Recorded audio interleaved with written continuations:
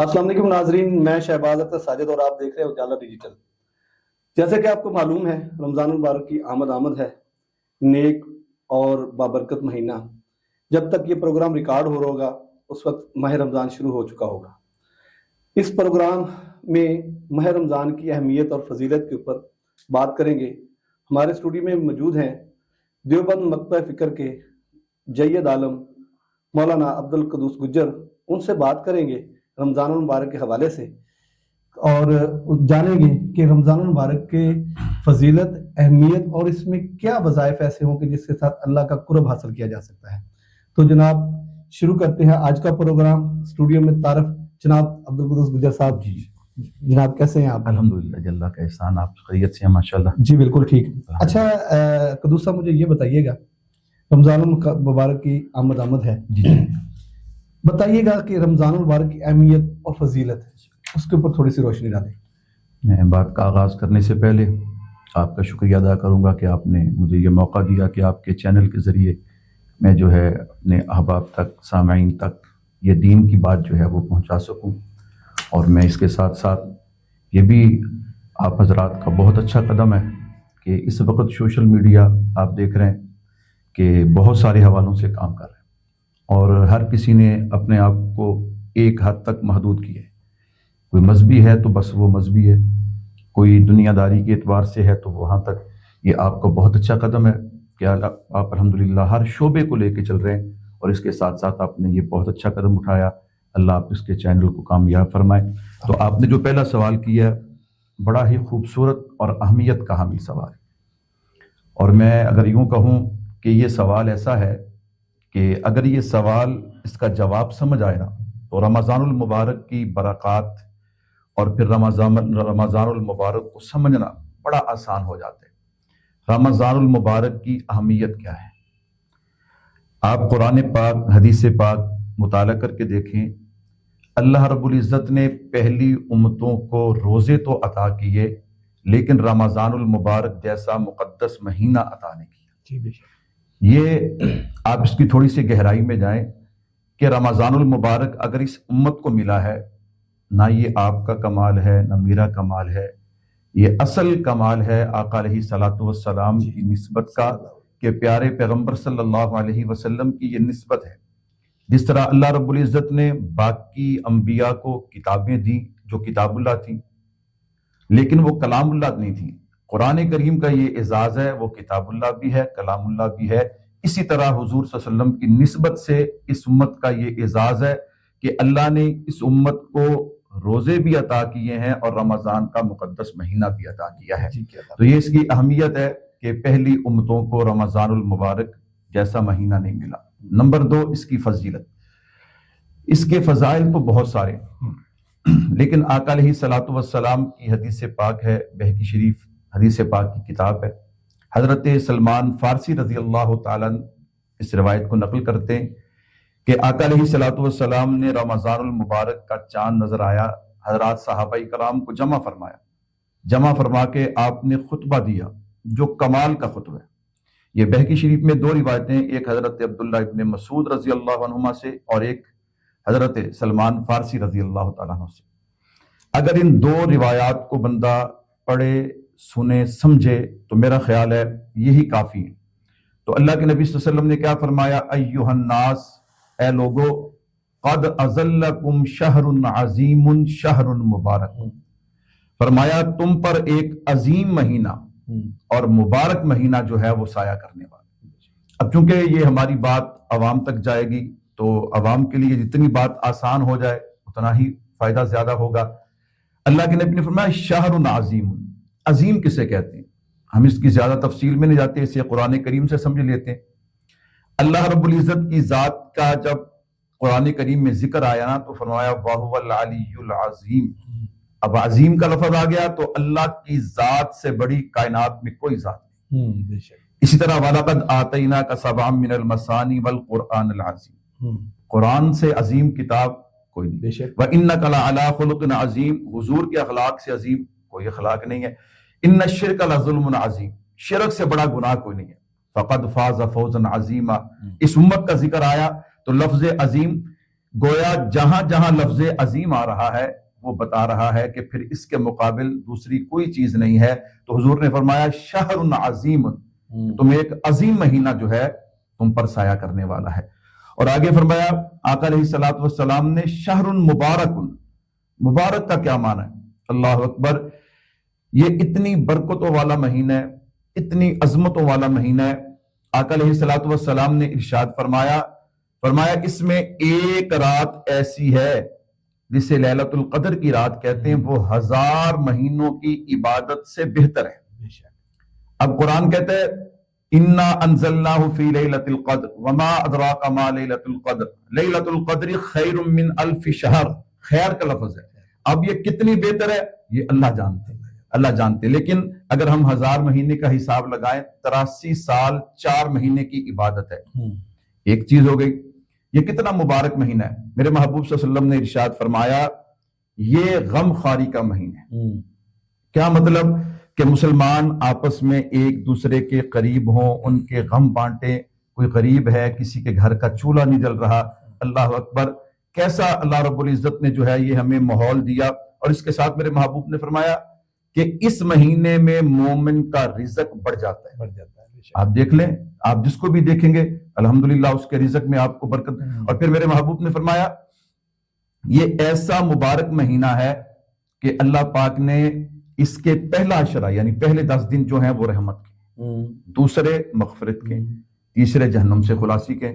اب دیکھیے یہ سب چیزیں جو ہیں مبارک ہیں. اور اس کے ساتھ ساتھ جو حضرت عبداللہ ابن مسعود رضی اللہ عنہما کی روایت ہے، اگر اس کو پڑھا جائے تو میرا خیال ہے اس کو ذکر کرنا بہت ضروری ہے. اس میں دونوں پہلو جو ہیں وہ موجود ہیں. ہمارے ہاں اکثر ایسا ہوتا ہے، ہمارے ہاں جب بھی دین پہ بات ہوتی ہے نا تو اس کا صرف ایک پہلو جو ہے نا وہ بیان کیا جاتا ہے، دوسرا پہلو نہیں بیان کیا جاتا، حالانکہ دونوں پہلو سامنے ہوں پھر ذرا بات اب دیکھیے رمضان المبارک جیسے ہی چاند نظر آتا ہے اللہ رب العزت جنت کے سارے دروازے کھول دیتی ہے اور جہنم کے دروازے بند کر دیے جاتے ہیں. اب اس میں میرے اور آپ کے لیے پیغام ہے. اللہ مجھے اور آپ کو پیغام دے رہے ہیں. اس کی مثال تو یوں ہے نا جی، بندہ سڑک پہ جا رہا ہو، محلے گلی میں جا رہا ہو، طوفان آ جائے، بارش آ جائے تو کوئی بندہ آپ کے لیے اپنا مہمان خانے کا دروازہ کھولے. اس کا مطلب کیا ہے؟ وہ چاہتا ہے کہ آپ اندر آ جائیں، آپ اندر آ جائیں، آپ اس طوفان سے بچ جائیں. اللہ چاہتے میرے بندے میں نے تیرے لیے جنت کے دروازے کھول کے جہنم کے بند کر دیے، میں چاہتا تو آ جا. اللہ کتنی محنت لگے گی، آخر جنت ہے. اللہ اکبر. میں نے کہا اس پہ کوئی محنت نہیں، صرف ایک قدم ہے. گناہوں کی دلدل سے، گناہوں کی بستی سے ہم قدم اٹھائیں توبہ والا، وہ ڈائریکٹ ہمارا جنت کے اندر جائے گا. ٹھیک ہے. اور اس کے ساتھ پھر جو ہے شر شیاطین جو ہیں ان کو قید کر دیا جاتا ہے. اب اس میں جو میں پیغام دینا چاہتا ہوں، جو بات اہمیت کی حامل ہے، اب دیکھیے نا اللہ نے جنت کے دروازے کھول دیے، جہنم کے دروازے بند کر دیے، شیطان کو قید کر دیا. ہمارے ہاں ایک عموماً ذہن بنا ہوا ہے، کسی بندے سے کوئی بات کہی جانا، یار تو یہ کام کیوں کر رہا ہے غلط، یا نماز کیوں نہیں پڑھتا، نیک عمل، تو آسان سا جواب ہے جی وہ جی شیطان نے ورغلایا مجھے. اب دیکھیے شیطان بھی قید ہو گیا، جہنم کے دروازے بھی بند ہو گئے. اب جو ہے وہ کون سی چیز ہے جو ہمیں رمضان المبارک میں بھی گناہوں پہ جو ہے گناہوں کی طرف لے کے آ رہی ہے اور نیکیوں کی طرف نہیں جانے دیتی؟ تو یہ ہمارے لیے لمحہ فکری ہے کہ اتنا کچھ ہونے کے بعد، اور پھر اسی حدیث کے الفاظ ہیں، فرشتہ اعلان کرتا ہے وہ نیکی کرنے والے خوشخبری ہو، اللہ نے پھر تجھے رمضان جیسا مقدس مہینہ، اور آگے الفاظ ہیں گناہ کرنے والے اب تو رک جا، اب تو رک جا. اللہ اکبر. جی بہت آپ نے نا زبردست پیغام دیا اور فضیلت اور اہمیت کے اوپر آپ نے بات کی. ہر عبادت اس کے کچھ قواعد و ضوابط ہوتے ہیں، کسی کے اوپر وہ لازم ہوتی ہے، کسی کے اوپر وہ اس کو رعایت اللہ تعالیٰ بالکل اس پہ سختی نہیں، ہر معاملہ میں یہ بات ہوتی ہے. روزہ کس پر فرض ہے اور یہ کس صورت میں چھوڑا جا سکتا ہے، اس کے اوپر تھوڑی سی وضاحت کیجیے گا. روزہ جو ہے نا جی، مسلمان عاقل بالغ، یہ 3 شرائط ہیں. نمبر 1 مسلمان تو کافر پہ روزہ نہیں ہے، ٹھیک ہے. نمبر 2 عاقل جو بیچارہ مجنون ہے اس پہ روزہ نہیں ہے. نمبر 3 بالغ جو نابالغ ہے اس پہ روزہ نہیں ہے. ٹھیک ہے، یہ 3 شرطیں ہیں. اور چھوڑنے کی صورتیں اس میں اگر کوئی ایسا مریض ہے، دائمی مریض ہے، جیسے آج کل ہمارے ہاں شوگر کے، اسی طرح ہیپاٹائٹس کے، دیگر ایسی امراض ہیں کہ جو زندگی کے ساتھ ہی چلتی ہیں. تو ایسا مریض جو ہے نا جی، جس کی مرض جو ہے اس کے ساتھ ہی زندگی کے ساتھ ہی چلے گی، تو ایسا مریض جو ہے اس کے لیے اجازت ہے کہ وہ فدیہ دے. فدیہ دے. وہ تقریباً 2 کلو گندم روزانہ کی 1.5 من جو ہے. اور اسی طرح جو ہے مسافر، ہمارے ہاں یہ بات جو ہے نا بڑی ضروری میں کہنا سمجھتا ہوں کہ ہمارے ہاں یہ سمجھا جاتا ہے کہ سفر، دیکھیں پہلے زمانے کے سفر میں آج کے زمانے کے سفر میں بڑا فرق ہے. ٹھیک ہے، سہولیات، ٹھیک ہے نا جی. تو اس پہ علماء نے لکھا ہے کہ ایک بندہ سحری کے وقت گھر میں سفر تو اس نے کرنا ہے 10 بجے، تو روزہ بھی چھوڑ رہا ہے، تو اسے چاہیے روزہ نہ چھوڑے، یہ روزہ رکھے. ٹھیک ہے نا جی. تو اسی طرح کسی نے روزہ رکھا ہے، بیمار ہو گیا، تو اب وہ روزہ افطار کر لے، اپنے اوپر جبر نہ کرے، بعد میں قضا کر لے. رمضان المبارک کا مہینہ ہے جی جی. اور ہر بندہ چاہتا ہے کہ اللہ کے زیادہ سے زیادہ قریب ہو اور اپنی جو ہے گناہوں کا مغفرت اور سارا معاملات چلتے ہیں. جی جی. کوئی ایسا وظیفہ اس نیک اور بابرکت مہینے میں کیا جائے کہ جس سے اللہ کا قرب حاصل ہو سکے اور اس کا ثواب، اجر و ثواب بھی ہو. بالکل. آقا علیہ الصلوۃ والسلام نے جو ہمیں وظیفہ بتایا ہے اس سے بڑھ کر کوئی وظیفہ نہیں ہو سکتا. آقا علیہ الصلوۃ والسلام نے جہاں رمضان المبارک کے فضائل، اعتکاف کے فضائل، تراویح کے فضائل، روزے کے فضائل، وہاں آقا علیہ الصلوۃ والسلام نے آپ یوں کہہ لیں بطور وظیفہ 4 چیزیں ارشاد فرمائیں. فرمایا رمضان المبارک کا مہینہ نصیب ہو تو یہ 4 کام کثرت کے ساتھ کرو. پہلا کلمہ طیبہ، لا الہ الا اللہ محمد رسول، جتنا پڑھ سکتے ہیں. اب یہ جو کلمہ طیبہ ہے اس میں اس کا اجر و ثواب، اللہ اکبر، اس پہ بہت ساری احادیث ہیں، بات لمبی ہوگی. اس کی میں ایک جو بنیادی چیز ہے نا وہ آپ کے سامنے رکھنا چاہتا ہوں. یہ جو انسان ہے نا، انسان، اس کا سارا دار و مدار یہ دل ہے، مرکز اس کا دل ہے. دل بنا تو انسان بنا، دل بگڑا تو انسان بگڑا. تو یہ جو لا الہ الا اللہ نا، اللہ کا نام جو ہے یہ دل بناتا ہے. تو محبوب نے فرمایا نمبر 1 کلمہ طیبہ، نمبر 2 استغفار، کثرت کے ساتھ اللہ سے معافی. اور حدیث پاک میں آتا ہے، حضرت ابو سعید خدری رضی اللہ تعالیٰ عنہ فرماتے ہیں کہ اللہ نے جب شیطان کو دھتکارا نا، نکالا اپنے دربار سے، وہ کہنے لگا اللہ میں آپ کے بندوں کو جب تک ان کے جسم کے اندر روحیں ہیں میں انہیں گناہوں پہ اکساؤں گا، گناہوں پہ لگاؤں گا. اللہ نے فرمایا مجھے میری کبریائی کی قسم، جب تک بندے کے جسم میں روح ہے وہ مجھ سے معافی مانگے گا میں اس کو معاف کروں. تیسری چیز فرمایا اللہ سے جنت مانگو. اور چوتھی چیز فرمایا جہنم سے پناہ مانگو. یہ ایسا وظیفہ ہے کہ جو جامع معنی ہے، اس میں ساری چیزیں میرے محبوب نے جمع فرما دی. تو ہمیں چاہیے کثرت کے ساتھ کلمہ طیبہ پڑھیں اور اس کے ساتھ ساتھ جو ہے استغفار بھی کریں، پھر اس کے ساتھ جنت مانگے، جہنم سے پناہ. اور ایک چیز میں اس میں ساتھ اور شامل کرنا چاہوں گا، دیکھیں نا یہ سب کچھ ہمیں نصیب ہوا ہے آپ صلی اللہ علیہ وسلم کی نسبت سے. بالکل شک ہے. تو ہم ہر سانس کے ساتھ بھی حضور پہ درود پڑھیں نا، تو ہم آقا علیہ الصلوۃ والسلام کی شفقت کا، محبت کا، نسبت کا حق ادا نہیں کر سکتے. ہمارے بزرگ فرماتے ہیں 5ویں چیز ساتھ یہ شامل کر کہ کثرت کے ساتھ حضور صلی اللہ علیہ وسلم پہ درود پاک پڑھیں. یہاں ایک بات اور جو ہے وہ بڑی اہمیت کی حامل ہے، عبادات کے اندر اخلاص ہے، بے شک، ریاکاری نہیں. ریاکاری آئی نہیں، اعمال خراب ہوا. بے شک. ٹھیک ہے. تو ہمارے بزرگ فرماتے ہیں اللہ نہ کرے ہم نے تراویح پڑھی ہے، روزہ رکھا ہے، صدقہ خیرات کیا ہے، خدا نہ خواستہ اس میں ریاکاری آ گئی تو وہ تو گیا. لیکن درود پاک ایک واحد عبادت ہے، اگر اسے ریاکاری کے ساتھ بھی پڑھا جائے نا اللہ پھر بھی قبول فرما لیتے ہیں، پھر بھی اللہ قبول فرما لیتے ہیں. مولانا صاحب پروگرام کے آخر میں جی نوجوانوں کے لیے کوئی اہم پیغام؟ دیکھیں جس میں نوجوان نہیں، ہر کلمہ گو جو ہے، مرد ہے، عورت ہے، جوان ہے، بوڑھا ہے، سب کے لیے یہ ہمارے لیے پیغام ہے. جیسے میں نے شروع میں جو بات کہی نا کہ ہمارے ہاں ایک پہلو جو ہے اسے بیان کیا جاتا ہے، دوسرا پہلو نہیں. میں وہ تھوڑا سا اشارتاً دوسرا پہلو بھی، حدیث پاک میں آتا ہے کہ اللہ کے نبی صلی اللہ علیہ وسلم ایک دن تشریف لائے، آپ نے ممبر کی پہلی سیڑھی پہ قدم رکھا، آمین فرمایا، دوسری پہ آمین، تیسری پہ آمین. صحابہ کرام سے واضح فرمایا. صحابہ نے بعد میں عرض کی آقا آپ پہلے بھی تشریف لاتے ہیں، ایسا کبھی نہیں ہوا. میرے محبوب نے فرمایا جبرائیل امین آئے تھے، انہوں نے آ کے عرض کی آقا میں دعا کروں گا، آپ نے آمین فرمایا. اب جبرائیل امین دعا کریں اور حضور آمین فرمائیں تو اب اس کی قبولیت میں اللہ معاف فرمائے کوئی شک نہیں رہتا. جو شک کرتے ہیں تو مسلمان ہی رہتے ہیں.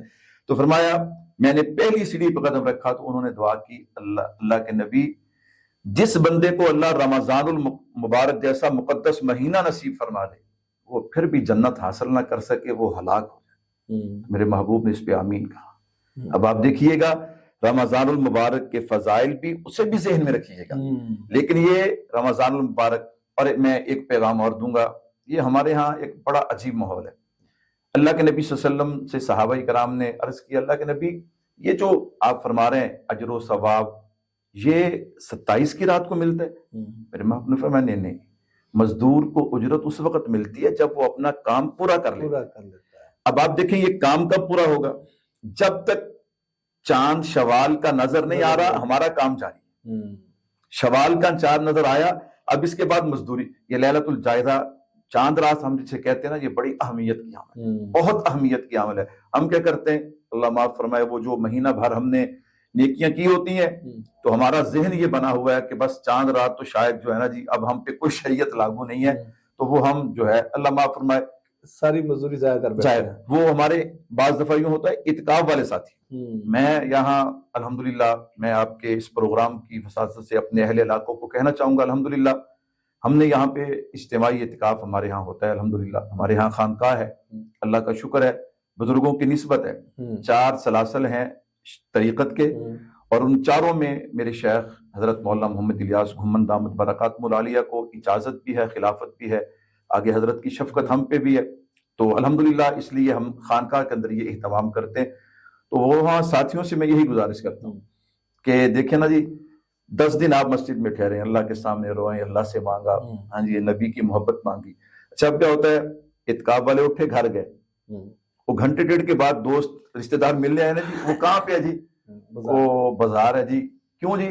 وہ 10 دن بیٹھا رہنا، ذرا داڑھی کے بال بڑھ گئے تھے، شفا اللہ. میں نے کہا پھر وہ جو مقصد تھا لعلکم تتقون وہ بہت، تو اس لیے ہمیں کوشش کرنی چاہیے کہ ہم اس رمضان المبارک کا جو اجر و ثواب ہے وہ بھی حاصل کریں، پھر اسے چاند رات ضائع بھی نہ کریں. اور جو روزے کا مقصد ہے نا لعلکم تتقون کہ ہمارے دل کی حالت بدلے، یہ میرا پیغام ہے جی. اللہ عمل کی توفیق. جی مولانا صاحب بہت شکریہ، آپ نے رمضان المبارک میں اہم جو معاملات تھے ان پر روشنی ڈالی. ناظرین، رمضان المبارک ایک مہینہ نہیں ہے بلکہ زندگی اور آخرت سنوارنے کا ایک چانس ہے ہمارے پاس، اور نہ جانے اگلا رمضان میں دیکھنا نصیب ہو یا نہ ہو. اس لیے اس رمضان کو اپنے لیے برکتوں اور رحمتوں والا بنا لیں، یہ موقع بار بار نہیں ملتا. ملتے ہیں اگلے پروگرام میں. السلام علیکم ورحمۃ اللہ وبرکاتہ. اجالا ڈیجیٹل، ایک نئی روشنی.